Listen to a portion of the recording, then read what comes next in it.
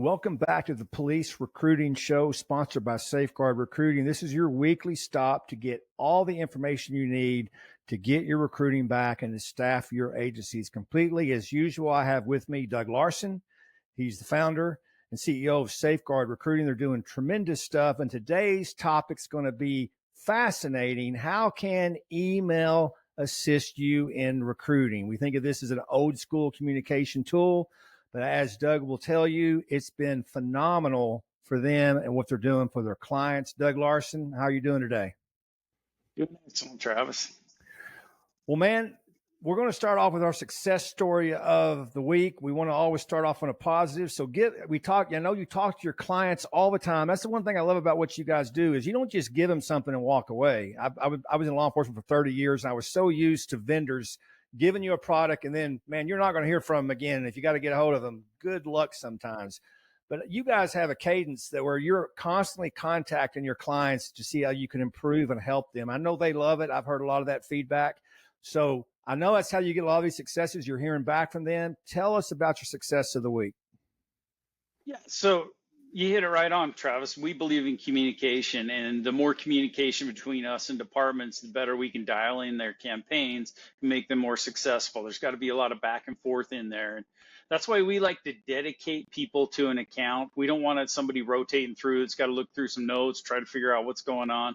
But we want to have the same people calling in and checking in on the campaigns and just letting people know what's happening. And in one of our weekly calls with one of our departments, fascinating department, they really took hold of the way we do our training. They listened to us let us be in a consulting role. They took a few months to ramp up their department, their recruiting, because they wanted everything in place. And we started generating names for them. And these guys have done an amazing job. They gave us word back that they've doubled applicants. They haven't seen this many applicants in years. So in 1 month, they've just got a great pool of applicants that have come in, and they're very thrilled with the process. That's amazing. It just goes against the narrative we keep hearing about all these issues in recruiting. And it's really just a matter of nailing the processes, nailing the techniques, getting them to think about it differently, because not only people discount the fact that you can't ever recruit the same way as you used to because the candidates are different, and the new generation is completely different than, say, our generation when it comes to this. Are they not? They are different. Everybody's different as we go through the generations, but I'm here to tell you, Travis, there are people interested in law enforcement, and there are an awful lot of people interested in law enforcement. We just got to reach them through the proper channels and help them get into the process and keep their interest in the departments. But departments that are going out and they're recruiting the right way and they're following through properly, they're doing very well still. I've heard you talk about it before. We got so many people knocking on our door, and it's not enough anymore, but we can fill those voids. There still are a lot of people interested in law enforcement. Sometimes I'm overwhelmed at how many people are interested in law enforcement because it is a large number. Well, that leads me to my question of the week. This came in an email to us, and it was kind of interesting because I know you battle this, Doug. People when you tell them this stuff, they don't believe you because we've got in our head, oh, we got this big recruiting crisis. And you go, oh, no, we don't.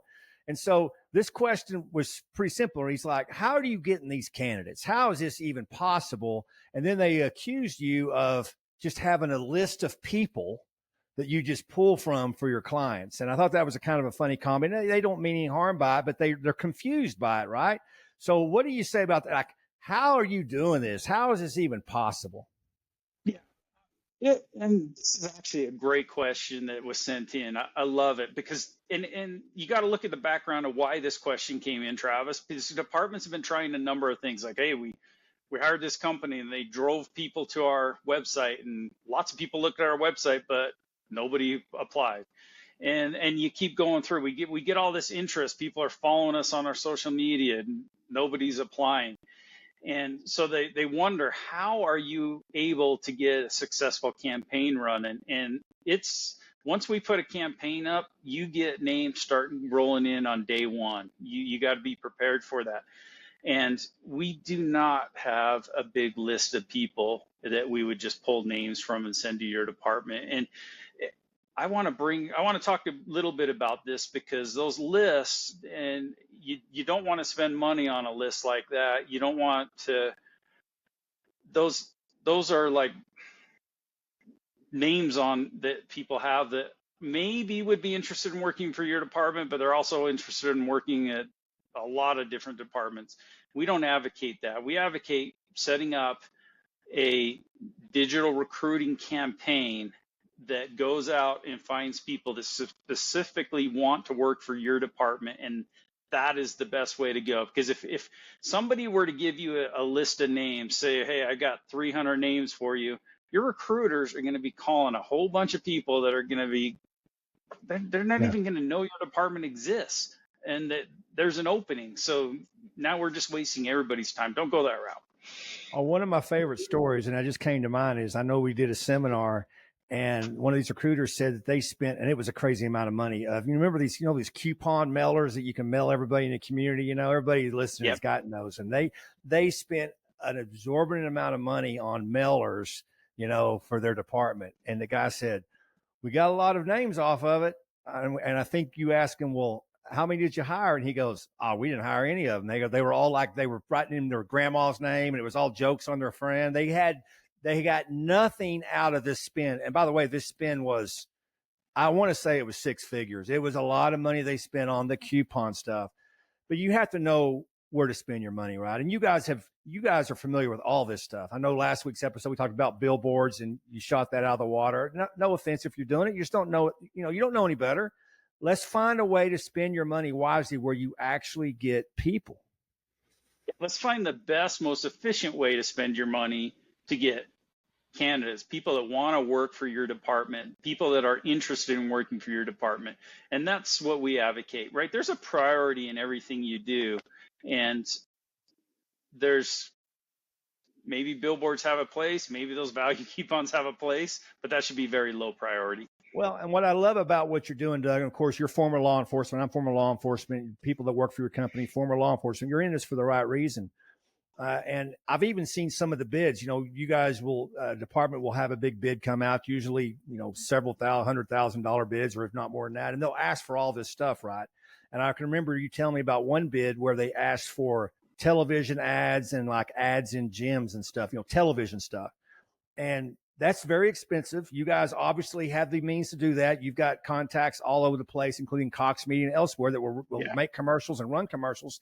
And you gave them a quote, but you told them, we really would rather you not do this. This actually won't work. Like, you could have easily left the quote in there, taken their money. I think it was probably over $100,000 for 2-week campaign for this stuff, right? Crazy money.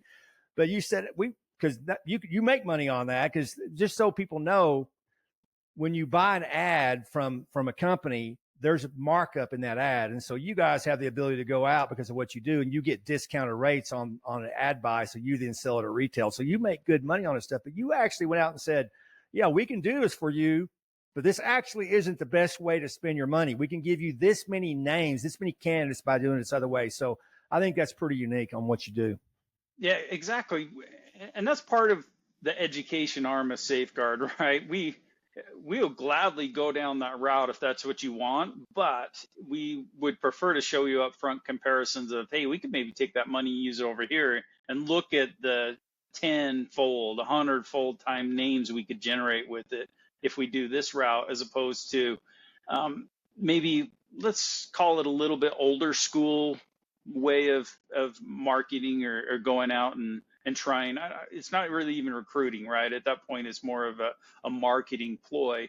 But that's not what we're after here. We're after getting people that not only want to work for us, but meet our qualifications and can work for us. And it's got to be a lot more dialed in than just a campaign. Good stuff, man. Good stuff. Topic of the week. It's an important topic. It's one that people are probably surprised that we're talking about, but how can email help you hire people, help you recruit? Email nurturing. It's a business practice that up until now has not really been done in law enforcement. You guys have pioneered it. You've got some copyright experts involved. You're seeing success in email. So tell us how you use that and why it works. Yeah. And I talk about this probably every time we get together, Travis. I'm such a big advocate of communicating and communicating through a number of avenues. But email, you can send so much information through there, and you can keep people not only informed of dates and testing periods, you can send them information on your department, let them get a glimpse of different disciplines within there, how your culture works. But if you do not have a cadence set up to keep in contact with people, your conversion rate from interest to candidate to applicant is going to nosedive. But if you keep up a good cadence with these people, and it'll keep them interested and keep them progressing through your pipeline. And here's another thing that I do want to talk to a little bit about is what is in these messages and how are we coming across in the messages, because we see a lot of messages from different departments, and then we help them fine tune it. And part of what I want to hit on here with the email is how flexible are you when you're dealing with these candidates, and I want to address that a little bit in maybe testing periods, testing dates, application dates you got coming in, and do you have several of them? Do you have them day, night, weekends that can help people? And what does that message look like when it comes across to them? We do have copyright experts that'll take your message, and we'll modify it so it's going to be most effective and delivering the proper message that you need going across to the candidate. So we're not scaring them off, but we're actually inviting them to work for us. And I think that's what we really need to take a look at internally, us as speaking from the department level, is what does our messaging look like and what is the cadence of that message? Because it's very important. If your conversion rate is very low from interest to candidate to applicant, we need to take a close look at that. Well, I know one of the things you do when you get a client on board, Doug, is you ask them to send you their messages they usually send out, right? And sometimes they have messages they send out, sometimes they don't. But then oftentimes what we see is these messages are, first off, maybe it has too much information. There's really no any thought into the way it's written, or it's even too harsh of a message and almost like not building relationships. Because when we talk about converting people, it's about relationships, right? Think about how you buy a product. You know, it's about awareness, relationships. Those relationships are built through emails and phone calls. And here's who I am. Here's who our department is, and then making them feel comfortable about that. So if your messaging just don't align with that, it can actually be a hindrance, can it not? Oh, it definitely can. And we have come across some messages that have maybe caused some issues in the process. And some things that we need to address in here too is sometimes we assume too much with the candidate that they understand the whole process of coming on to a police department. I'll give you some examples of where we've come across where somebody's filled out a little information with the department, and to them, they felt like they had filled out the application. So they didn't progress through the system. And if we aren't contacting them saying, hey, we saw your interest in you, could you please fill out this application? We wouldn't know that in their mind, they thought they already filled the application out. They were in the process. So communication is key in these realms, but also how we're going to give them information for, hey, in 2 weeks, you need to prepare for this physical test. 3 weeks, we're going to be contacting you because we give a psych evaluation and we want you to be prepared for whatever. We want to give them all the information we can to relieve the stress in the process. But early on, it takes a lot of touch points on a person to get them from interest to application. And you can't drop that ball in those early stages and not have a good cadence of messages, or you're going to not convert as many people as you want to candidates for your department. And some departments are down a lot of folks. They don't want to lose anybody that is interested in working for them because they kind of fell away from the process from lack of communication. Well, I love what you guys have done with your email nurturing campaign, is you have an add-on with your clients that not only will they get the names, but you can also nurture them throughout the process. In fact, this is important for some of your bigger clients that may have I mean, I know one client's, you've given them thousands of names, but they still have a few thousand people that haven't applied yet, but they still have the contacts. You can put them in a automatic email nurturing system that sends them regular messages to keep them interested. People don't know what I'm talking about. Just think about the last product you bought. You're getting probably a weekly email or a couple emails a week. Why are they doing that? It's to keep it's to keep that company in the forefront of your mind. And so you build these messages in a way psychologically, and it's scientifically the way it's done. So not everybody can do it. People study a long time to learn this stuff. You guys have some of those folks on staff. They write these emails catered to the department. It starts off with whatever end result you want. You want them to apply. That's the way the emails are going to be catered to. And it's going to start off and progressively get more urgent, potentially have a deadline involved, maybe not. And then if they don't apply, it kicks them to another email chain that keeps them informed about the department, right? And it's all set up automatically. So your clients don't have to do a thing. They don't have to. I know you want them to call people. You want them to form relationships with the potential clients. But when it comes to the digital campaign, they can pay you to set that all up automatically. So as soon as a name comes in, it starts that process. Exactly. We can take that entire process over for them until we get to the applicant stage. And we have a number of departments that have asked us to do that. And there's a number of different reasons for that. Some, they don't have the manpower. They don't have the recruiting manpower to be able to do this on their own. And some of them don't feel like they have the expertise. So they would rather us jump in and take over the nurturing part of it. And we're glad to do it. We take it and we keep the candidate interested, keep them informed until we can get to a point where that application takes place and hand them off to the department. It works really well. And I don't want people to get overwhelmed thinking, well, I'm individually sending emails out to people.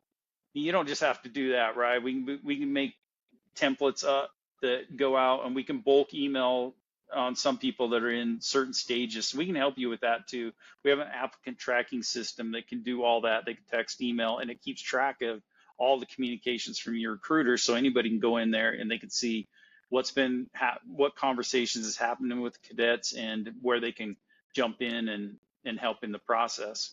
Well, that's important, Doug. So you've got an applicant tracking system that gives the recruiter the ability to bulk email and to text message, and it tracks all the messages. So if there's more than one recruiter involved, they can all see the messaging. But that is separate from when they say, hey, we want you to handle the nurturing of this candidate. You basically automate that and do all that communication for them. Then when the candidate has questions, it's going to come through the tracking system so the recruiter can see the questions and then communicate with them. So that's phenomenal stuff that you give them the power to do that, because bulk messaging is key. If you're getting 200, 300 candidates a month and you have lots of clients to get that, they can't individually email them if they wanted to. So, and I know that your tracking system, when someone sends a question in or an email or a text message, it pings the recruiter so they know it's sitting there. So pretty powerful stuff, man. Yeah, communication is so key to this process, but it's got to be efficient, right? It's got to be not only efficient, but it's got to be effective too. It's got to be the right communications at the right times. And man, you hit it right on. Those copyright experts that are specialized in this messaging, they do such a great job of fine tuning messages and keeping it brand specific, department specific, but it dials in that message for effectiveness. Well, I know you help out departments all the time and no money asked. You can go to safeguardrecruiting.com and you can get a free consultation from you guys. And that's when you could say, hey, here's what my emails are saying. Here's what my message are saying. Here's my processes. And you're going to give them advice. You're not going to ask for money. Of course, you guys do it better than anybody. But if anybody's interested in seeing, man, is my messaging right? Am I doing something wrong that's causing this drop off? Go to safeguardrecruiting.com. Click the button that says get your free consultation, and you guys will holler at him. Doug Larson, interesting stuff. I appreciate what you're doing for the profession. Thank you, Travis. And thank you for watching. Thank you for listening to the Police Recruiting Show. We will see you next week.